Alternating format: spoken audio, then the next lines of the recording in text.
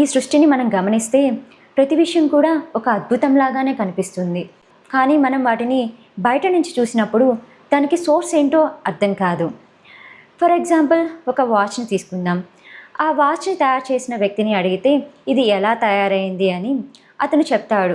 ఏ part ఎలా కలిపాడు, అలాగే దీని మెకానిజం ఏమిటో, అది ఎలా పనిచేస్తుందో అన్నీ చెప్తాడు. ఎందుకంటే దాన్ని క్రియేటర్ ఆయనే కాబట్టి. కానీ అదే ప్రశ్న ఒక తల్లిని అడిగితే ఈ పిండం ఎలా శరీరంగా తయారైంది అని ఆమె చెప్తుంది. ఈ పిండం పెరిగి బిడ్డగా మారింది అని.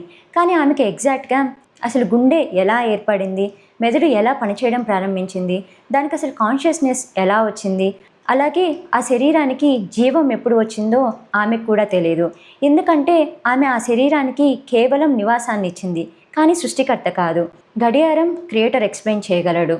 అదే శరీరం అయితే మనకి ప్రాసెస్ మాత్రమే కనిపిస్తుంది, కానీ పూర్తి కంట్రోల్ మనకు ఉండదు. అంటే కనిపించిన ఒక శక్తి ఈ శరీరాన్ని నడిపిస్తుంది, అదే ఆత్మ.